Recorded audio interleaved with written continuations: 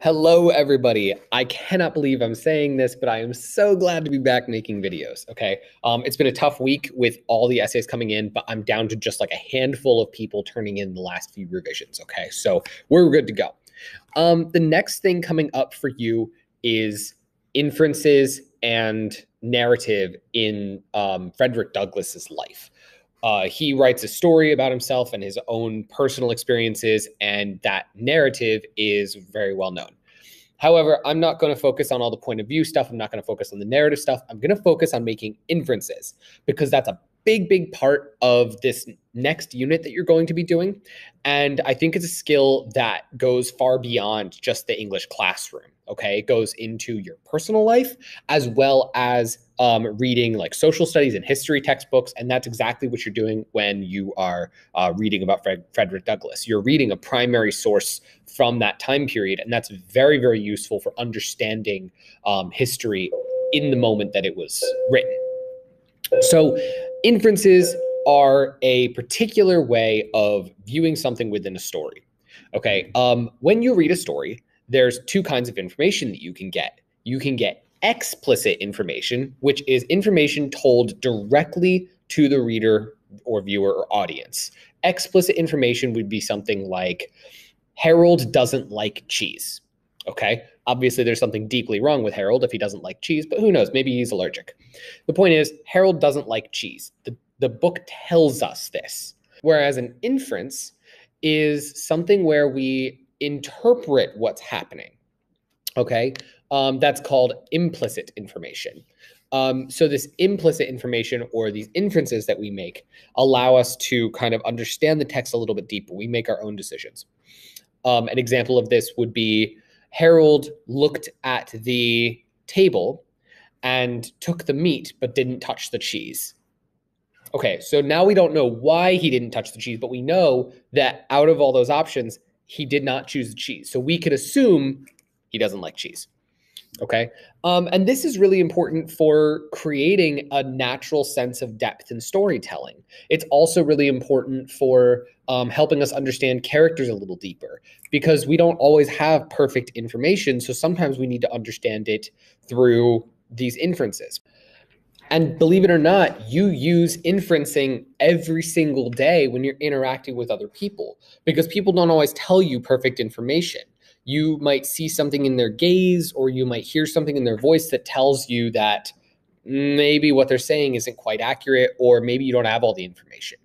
A perfect example of this would be you tell somebody that, hey, you want to come on over to a party. And they say, yeah, that sounds awesome. And then a couple moments later, you say, oh, Ted's going to be there. And then all of a sudden your friend says, oh, actually, I don't think I can go. What's the inference that you can make there? Your friend said they were excited. Then you told them who was coming and they decided that they didn't want to go. Obviously, you don't have to say anything. They don't have to say anything. You recognize based on their actions and what they say that they don't like whoever you invited, right? Maybe, this Ted person has some beef with them and now they don't want to come over. Okay.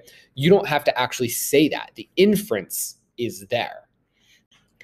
One of the best ways to convey inference to you is to show you through television. Really good television is able to communicate information to the audience through inference rather than explicitly stating things. Okay, I'm going to show you two film scenes. Both of the scenes are very similar in their context. They're like weirdly similar. Both are about a woman who misses a male character, specifically a boyfriend or ex-lover, somebody that she cared about very much. And both of them demonstrate that there's an enormous amount of time that separates these characters from their experience with this boy. Okay. I want you to watch both of them. And then afterwards, I'm going to ask you some questions and maybe you can see how inference affects you.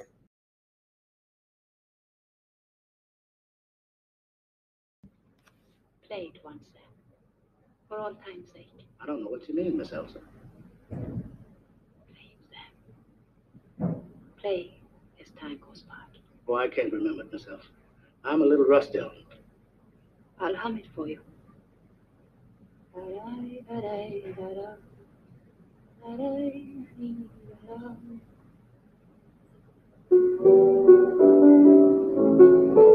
Sing it, Sam.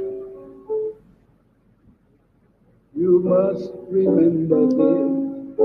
A kiss is just a kiss. A sigh is just a sigh. The fundamental things apply as time goes by. And when two lovers woo, they still say I love you. On that you can rely.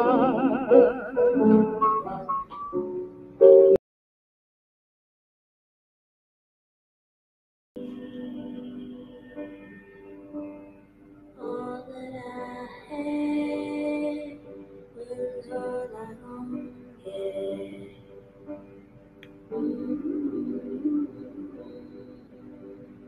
Alice, you've disappeared. Like everything else. Who else can I talk to? I'm lost. There's a possibility. When you left, There's a possibility. and he left, you took everything with you.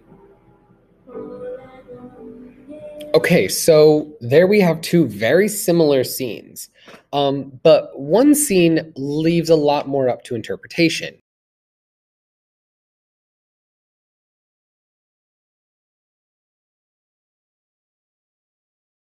In the 1942 film Casablanca, we see that this Miss Ellis person is asking Sam to play a song. And she, while listening to this song, seems to reflect on something, right? We can see some reaction in her face, these subtle movements as she's recalling information. And then in Twilight New Moon in 2009, we see Bella also contemplating a long period of time, thinking about how something has occurred between her and this boy. But there are some differences, right? The first one, the song that Sam is playing, is called As Time Goes By, and he sings it as the backing track to what's happening. Whereas in Twilight New Moon, the music is being played just for the audience's sake, okay? Just to communicate that everything is sad, right? Additionally, the song As Time Goes By in Casablanca tells us that a lot of time has gone by, and we already know that from her face. We can tell that it's been a long time.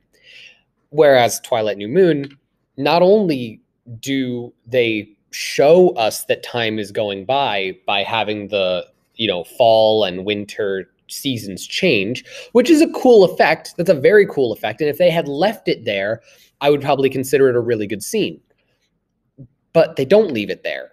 They plaster up on the board for us November, December. Like, yeah, we get it. We saw that it was, just leaves and then all of a sudden it's snowy out. We get it. Time changed. Your audience is smart. Like, we're smart people. We get it.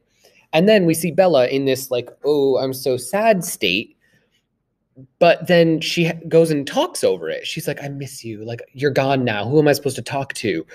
We get it. You're in your room by yourself, watching the seasons go by as sad music plays for the audience. We get it. You sad girl, you in your bag. We get it. Okay. If they had just left it there, of her, trusted her acting skills and said, hey, listen, we paid you millions of dollars to do this movie, so act for us and sit in front of a window and be sad for a couple minutes while we do a cool camera rotating effect and have the seasons change, that would be dope. That would be awesome. But they don't do that. They don't leave it open for interpretation. They just tell you, she's sad, time change, bye-bye. Okay? No, it's lame, right? It's not trusting the audience to make inferences. And as a result, we as the audience are just like, okay, whatever, she's sad. We move on, right? We lose interest immediately because we get the information. Okay, there's nothing to think about. There's nothing to actually seize and connect with. Whereas Casablanca, not only is the music part of the experience, so the actor can play off of that and the actor is responding to that music, but we as the audience are now connecting the lyrics to her facial expressions, and we realize that she's reacting to the sound. Okay, this is the difference between implicit and explicit information. Explicit information can be quite boring when it's supposed to be impactful. And implicit information can turn a very simple scene of a woman sitting next to a piano into a really emotional moment. So ultimately, that's what you should take away from this video, is that explicit information, or information that's communicated directly to the viewer, doesn't leave much up for interpretation, whereas inferences made from implicit information, meaning information that is not told directly to you, those inferences allow you to make deeper connections. You recently finished up a unit that involved cause and effect. Cause and effect is making inferences. So when it says something like, Tommy came in from outside and he took off his coat because he was cold, you can now make the connection, oh, it must be cold outside, right? He was wearing a coat outside, therefore it must be cold. It doesn't need to tell you that it was cold outside. He comes in wearing a coat, okay? And there's cause and effect there. So use that part of your brain, use the skills you already have, use inferencing to look deeper into the text, okay? I'm gonna see you all next time. Please make sure you're keeping up with all these videos because they are meant to help and guide you from one unit to the next, okay? So I will see you later.